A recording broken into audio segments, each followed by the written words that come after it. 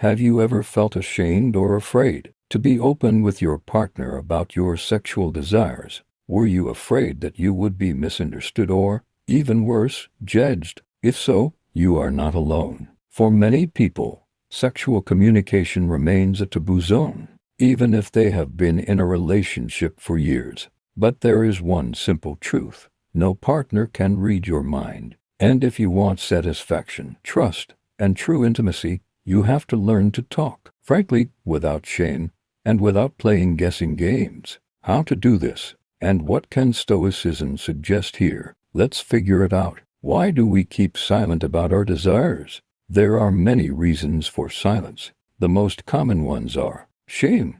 How will she react if I tell her about my fantasies? Fear of judgment. I might be considered a weirdo or even a pervert. Upbringing. It is not customary to talk about sex. It is something indecent. Lack of practice.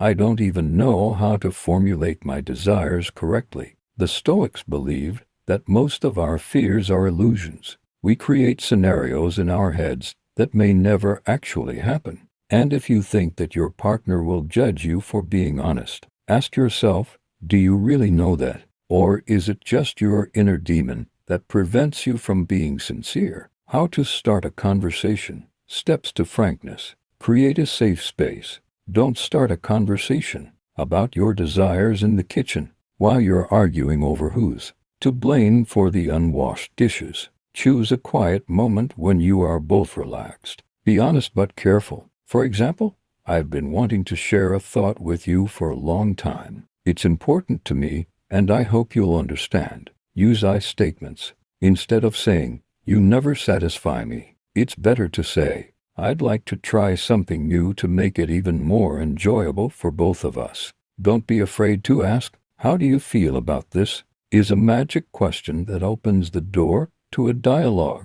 Refuse to be ashamed. If your partner loves you and appreciates you, they will listen to you without judgment. And if not, this is a reason to think about the relationship. Stoicism and control over emotions. Stoicism reminds us that we cannot control the reactions of other people, but we can control our actions and emotions. This means that you are only responsible for how you communicate your desires. Open and sincere communication is already your victory, regardless of your partner's reaction. The art of listening, the key to success. Sexual communication is not just about talking, it's also about listening. When your partner shares his or her desires, it is very important not to interrupt or express judgment. Stoics learned to listen to others without emotional coloration, just the fact, without judgment, and it works. Ask yourself, why is this person sharing these things with me? Perhaps this is their way of showing trust. What if partners have different desires? This is normal. There can be differences in any relationship. It is important to find compromises and respect each other's boundaries. Remember, the Stoics believed that happiness is not about getting everything you want, but about being able to adapt to reality. If you talk openly about your needs and are ready to listen to your partner, you are already on the way to a healthy and harmonious relationship. Sexual literacy.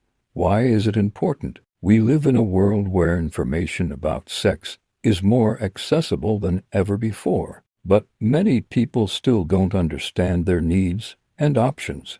Open communication helps not only to build strong relationships, but also to explore oneself. Stoicism emphasizes that self-knowledge is the basis for a happy life. Therefore, sexual communication is not just about pleasure, but about personal development. Final thoughts. Openness as a way to freedom. Sexual communication is not an act of courage, but an act of love and respect for yourself and your partner. It allows you to build deep relationships based on trust and sincerity. Stoicism teaches us that true freedom is not the avoidance of difficulties, but the ability to honestly accept oneself and interact with others without fear. And frank conversations about wants and needs are one of the most important steps on this path. So why not start this conversation today? Openness is the key to passion. Many people think that passion disappears over time because of routine or fatigue, but the real reason is often that partners stop talking to each other about their desires. Unspoken fantasies accumulate like dust on an old book and then become a barrier that is difficult to overcome.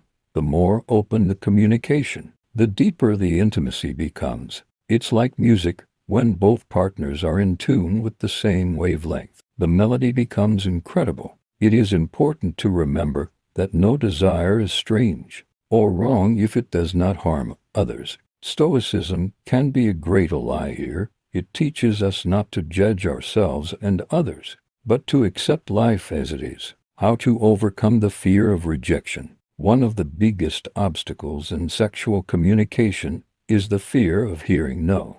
But no does not always mean rejection of you as a person. It's just a boundary of your partner that deserves to be respected. The Stoics reminded us that not everything depends on us. It's important to accept this without drama and continue to look for other ways to meet your needs together.